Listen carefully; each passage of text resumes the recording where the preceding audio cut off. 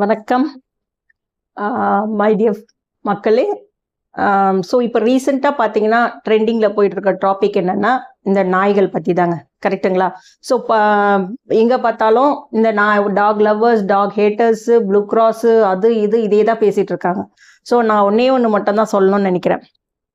So காக்ரோச்சால் infection அதிகமாகுதுங்களா? நம்ம என்ன பண்ணுறோம்?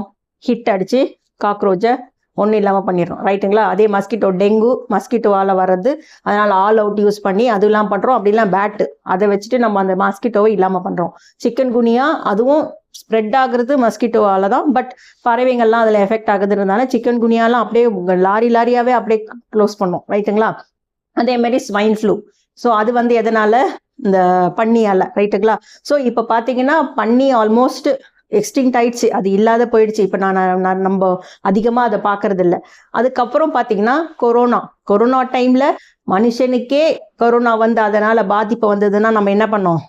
அவங்கள ஹாஸ்பிட்டல் அட்மிட் ஆகி சில பேர் இறந்துட்டாங்கன்னா அவங்கள வீட்டுக்கு கூட கூட்டு வர முடியல. ஏன்னா அந்த இன்ஃபெக்ஷன் எல்லாருக்கும் ஸ்ப்ரெட் ஆகிடும்ட்டு பாவம் அவங்கள அப்படியே அமிச்சிட்டோம். ரைட்டுங்களா?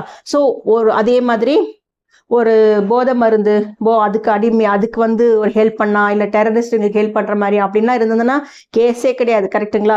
ஸோ எதுக்கு இதெல்லாம் நான் சொல்ல வரேன்னா, மக்கள் உயிருக்கு ஏதாவது ஆபத்துன்னு ஒன்று இருந்ததுன்னா கண்டிப்பாக என்ன பண்ணுவோம்? ஆட்டோமேட்டிக்காக அதை அவங்க எப்பேற்பட்டவங்களாக இருந்தாலும் சரி, எதுவாக இருந்தாலும் சரி, மிருகமாக இருந்தாலும் சரி, மனிதனாக இருந்தாலும் சரி, அரசாங்கம் அவங்க என்ன செய்யணுமோ அதை செய்வாங்க. ரைட்? ஸோ அந்த மாதிரி தாங்க எல்லாமே. இந்த மிருகத்துக்கெல்லாம் அந்த மாதிரி தான் பண்ணியிருக்கோம்.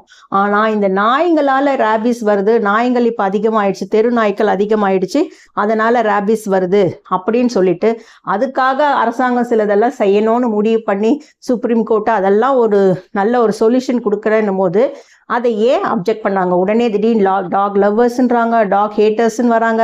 அது எனக்கு ஒன்றுமே புரியலைங்க. அது ஏன்னு தெரியல. ஸோ இப்போ வெஜிடேரியன், நான் வெஜிடேரியன் எடுத்துக்கங்க. நான் பியூர் வெஜிடேரியன். ஸோ நான் வெஜிடேரியன் சாப்பிட்றவங்க கிட்ட போய் என்ன அது ஒரு உயிர், அதை போய் இப்படி சாப்பிட்றீங்களே, அதுக்கும் குடும்பம் இல்லையா அப்படின்னு நான் பேச முடியுங்களா? என்னை எல்லாம் சீக்க மாட்டீங்க என்னை பார்த்தா. ஏன்னா அது படைக்கப்பட்டதே சாப்பிட்றதுக்கு தான் அப்படின்னு சொல்கிறாங்க. ஸோ அதே ஆடு மாடு படித்து சாப்பிட்லாம். அதே மான், சிங்கம், புலி இதெல்லாம் நம்ம வீட்டில் பெட் அனிமலாக வச்சுக்க முடியுமா? இல்லை அதை மான் கறி தான் சாப்பிட முடியுமா? அதில் எவ்வளோ பேர் எப்படிலாம் மாட்டி கேஸு பல வருஷமாக போயிட்டுருக்கு. கரெக்டுங்களா? ஸோ அதுக்குன்னு ஒரு விதிமுறை வச்சுருக்காங்க. அதுக்கு தகுந்த மாதிரி அரசாங்கம் போயிட்டுருக்கு. ரைட்டா?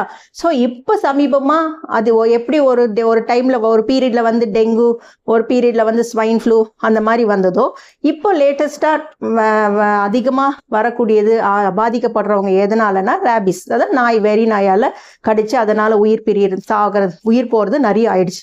ஸோ அதுக்கு கடவுள் மாதிரி மக்கள் அரசாங்கம் ஏதாவது செய்யணும் அப்படின்னு முடிவு பண்ணி அந்த சுப்ரீம் கோர்ட்டை ஒரு கடவுள் மாதிரி அதுக்கு ஒரு சொல்யூஷன் கொடுக்குறாங்க. ரைட்டுங்களா?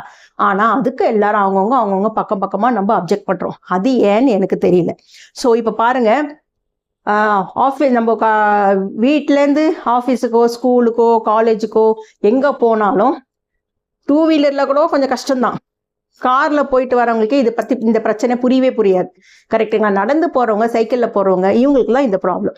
ரைட்டுங்களா? ஸோ அப்படி இருக்கும்போது நம்ம அதனால் எந்த தீங்கும் இல்லை, நம்ம அதுக்கிட்ட போனால் தான் அது நம்மளுக்கு கஷ்டப்படுத்தும், அப்படி இப்படி நம்ம சொல்லிட்டு தெரிஞ்சோம்னா அது நம்ம என்ன சொல்கிறது, நம்ம பொசிஷன் நம்மள வச்சு அந்த நாய்க்கு சப்போர்ட் பண்ணுறோம். நம்ம அப்படி பண்ணக்கூடாதுங்க.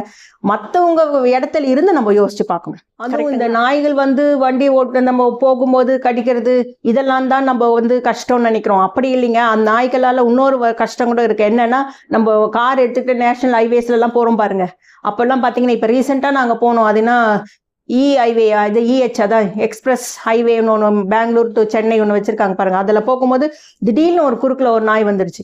ஸோ அந்த நேஷனல் ஹைவேல எல்லாம் பின்னாடி ஃபாஸ்ட்டாக வண்டி வந்துக்கிட்டே இருக்கும். கரெக்டுங்களா? ஸோ நம்ம அந்த நாய்க்கு நம்ம உயிரை காப்பாற்றணும்னு நினச்சோம்னா கஷ்டம். கரெக்டுங்களா? ஸோ அந்த இடத்துல டாக் லவ்வர்ஸாக இருந்தாலும் சரி, டாக் ஹேட்டர்ஸாக இருந்தாலும் சரி, அந்த இடத்துல இருக்கிறவங்க என்ன பண்ணுவோம்? அதை தாங்க இப்போ அரசாங்கம் பண்ணுது. அது ஏன் யாருக்கும் புரிய மாட்டேங்குதுன்னு எனக்கு தெரியும். மூவி எடுத்துக்கிட்டிங்கன்னா ஸ்டார்டிங்கில் ஒரு சீன் வரும், ஸ்டார்டிங்கில் ஒரு அட்வர்டைஸ்மெண்ட் வரும். என்ன சொல்லுங்க? Smoking is injurious to health அப்படின்னு சொல்லிட்டு அந்த டைரக்டரோ அந்த படத்து ஹீரோவோ அதை பற்றி சொல்லுவார். அதுக்கப்புறம் ஒரு ஆட் ஒன்று வருங்க பாருங்க, முகேஷ் அப்படின்னு சொல்லிட்டு அவர் வந்து புகையில வந்து அடிக்ட் ஆகிட்டாரு, அதனால் அவருக்கு என்ன பிரச்சனைன்னு ஒரு வீடியோ போடுவாங்க. கரெக்டுங்களா? நான் என்ன நினைக்கிறேன், இந்த ஆபிஸ் வந்தால் அந்த நோயாளி எப்படி கஷ்டப்படுவாங்க, அவங்களுக்கு என்னென்ன ப்ராப்ளம் வரும் அப்படின்றதையும் ஒரு சின்னதாக ஒரு 1 மினிட்டுக்குள்ளே வர மாதிரி ஒரு வீடியோ எடுத்து அதையும் எல்லா தேட்டர்லையும் படம் போடும்போது போட்டால் அட்லீஸ்ட் டாக் லவ்வர்ஸ்க்கு அதை பார்த்தாலாவது கொஞ்சம் பயம் வரும். ஐயோ இது இவ்வளோ சீரியஸா அப்படின்னு கொஞ்சம் யோசிப்பாங்கன்னு நினைக்கிறேன். கரெக்டுங்களா? ஏன்னா உண்மையாலே அது ரொம்ப கொடுமையானது. மற்ற ஜுரம் வந்து படுத்து சாவுறது அதெல்லாம் வேற விஷயங்க. ஆனால் இந்த நாய்க்கடியால் ரேபிஸ் வந்து இறந்து போகிறாங்கன்னா அது அவ்வளோ அப்படியே சும்மா அப்படியே அவ்வளோ ரேபிஸ் தானே அப்படின்னு நம்ம நினைக்கிற மாதிரி அது கிடையவே கிடையாது. தமிழ்நாட்டில் வந்து பாப்புலேஷன் ஆல்மோஸ்ட் 3.5 8.5 கோடிக்கு மேலேன்னு வைங்க இருக்கு. ஆனால் இந்த நாய்கள் வந்து த்ரூ அவுட் இந்தியாவில் வந்து நாய்களுடைய பாப்புலேஷன் வந்து 6 crores ப்ளஸ். அது வந்து இது அப்ராக்சிமேட்டாக சொல்லியிருக்காங்க. அப்படி பார்த்தாங்கன்னா, அப்படி பார்த்தோம்னா இந்த டாக் லவ்வர்ஸு, இந்த ரெட் கிராஸ் ப்ளூ கிராஸ் இவங்கெல்லாம் என்னன்னா நாய்க்கே ஒரு ஸ்டேட் கொடுங்கன்னு கேட்டால் கூட ஆச்சரியப்படுறதுக்கு இல்லைன்னு நினைக்கிறேன். ஸோ அந்த அளவுக்கு இப்போ பாப்புலேஷன் அதிகமாயிருக்கு. நான் அதை தான் சொல்ல வரேன். ஸோ இதுங்க நாயுடைய லைஃப் ஸ்பேன் வந்து 15 years ஆல்மோஸ்ட் சொல்கிறாங்க. ஸோ அப்படி பார்த்தா இந்த நாயுடைய தெரு நாய்க்களுடைய பயந்துக்கிட்டே தான் எல்லாருமே வாழ்க்கையை நகர்த்தணுமா? ஸோ அப்படி இல்லைன்னா ஒன்று பண்ணலாம். ஏரியாவுக்கு தெரு நாய்க்கள் எத்தனைன்னு பார்த்துட்டு, சப்போஸ் 20 இருக்குன்னா அந்த ஏரியாவில் டாக் லவ்வர்ஸ் எத்தனை பேர் இருக்காங்கன்னு பார்த்துட்டு 10 பேருனா வீட்டுக்கு 2 நாய் நீங்கள் பொறுப்பேற்றுக்குங்க அப்படின்னு வேணால் சொல்லிடலாம். ஏன்னா நீயா நான் பார்த்தோமா, கோபி சார் வந்து எக்காரணத்தை கொண்டு எந்த விஷயத்துலையுமே அவர் வந்து எமோஷன் ஆக மாட்டார், கோவப்பட மாட்டார். அப்பேற்பட்டவரையே கோபப்பட வச்சாங்க இந்த எபிசோடு, இந்த நாய்கள் பற்றி பேசும்போது அந்த எபிசோடில். ஏன்னா அவங்க வந்து அந்த டாக் லவ்வர்ஸ் வந்து அப்படி ஒரு மாதிரி அவங்க பேசுனதில் ஒரு லாஜிக்கே இல்லை, அந்த மாதிரி தான் இருந்தது. பொறுப்பு நீ ஏற்றுக்கிறியானா ஏற்றுக்க மாட்டேன்னு சொல்லிட்டாங்க. ஸோ அப்படி இருக்கும்போது நம்ம வீட்டுக்குள்ளே காரில் போயிட்டு வரவங்களுக்கு இந்த பிரச்சனை இல்லைங்க. நடந்து போகிறவங்களுக்கு, அந்த ஏரியாவில் லேட் நைட்டாக வேலை முடிச்சுட்டு வரவங்களுக்கு, அவங்களுக்கெல்லாம் தான் இந்த கஷ்டம். நம்மளை வச்சு பேசக்கூடாது, மற்றவங்க இடத்துல இருந்து இதை யோசிக்கணும். கரெக்டுங்களா? அதனால அரசாங்கம் அவங்க ஏதாவது உண்மையா சொல்ல போனா இந்த நாயை ப்ராப்ளம் வச்சு இவ்வளவு பேசிட்டு இருக்கோங்களே, இந்த நாயை விடுங்க. பெண்களுக்கு இது இல்லை, பாதுகாப்பு இல்லை. ஏன் சின்ன குழந்தைக்கு கூட பெண் குழந்தையா இருந்தா கூட அதுக்கு பாதுகாப்பு இல்லை. அதுக்கப்புறம் எங்க பார்த்தாலும் கொள்ளை, அதுக்கப்புறம் வந்து மர்டர் கூட எப்படிலாம் பண்றாங்க பாத்தீங்களா நீங்க? அந்த அளவுக்கு மனுஷன் வந்து ரொம்ப கொடூரமாயிட்டான்.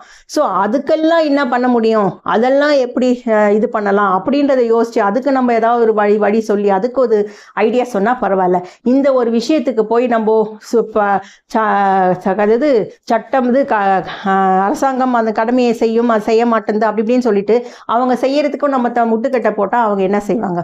ஸோ அதனால தயவு செய்து நான் சொல்றேன், டாக் லவ்வர்ஸ்க்கு பர்டிகுலராக உங்கள் வீட்டு வளர்க்குற நாயும் தெருவில் இருக்கிற நாயும் சேம் கிடையாதுங்க. அது நல்லா புரிஞ்சுக்குங்க. வீட்டில் வளர்க்குற நாய், அதுக்கே நம்ம தெருவில் என்ன போர்டு வைக்கிறோம், நாய்கள் ஜாக்கிரதைன்னு வைக்கிறோம். அதுக்கு வேக்சினேஷன் போட்டிருக்கோம். சம்டைம்ஸ் சில நாய்கள் எல்லாம் ட்ரைனிங் பண்ணுறாங்க, ட்ரெயினரை கூப்பிட்டு வந்து. கரெக்டுங்களா? அப்படி இருக்கும்போது எதுக்கு நாய்கள் ஜாக்கிரதைன்னு போடணும்? ஏன்னா எப்போ யாராவது வந்தாங்கன்னா கடிச்சு வச்சிச்சுன்னா என்ன பண்ணுறதுன்னு. இப்படி வீட்டுக்கு நாய்கள் ஜாக்கிரதைன்னு போர்டு போட்டு நம்ம பார்த்துக்குறோம் அப்படின்னா, தெரு நாய்களுக்கு போர்டு போட்டு நாய்கள் ஜாக்கிரதைன்னு யார் பாப்பா? அது கஷ்டம் தானே. ஸோ அதுக்கு அரசாங்கம் அவங்க எடுக்கிற முடிவு கரெக்டு தானே. ஸோ அதுக்கு ஏன் நம்ம குறுக்கில் நிற்கணும்? ஸோ தயவுசெய்து இதை கொஞ்சம் நல்லா யோசிங்க. இது என் கருத்து. உங்களுக்கு மாற்று கருத்து இருந்தால் கமெண்ட் பண்ணுங்க. பிடிச்சிருக்குன்னு நினைக்கிறேன். லைக் பண்ணுங்க, ஷேர் பண்ணுங்க. Take care, by.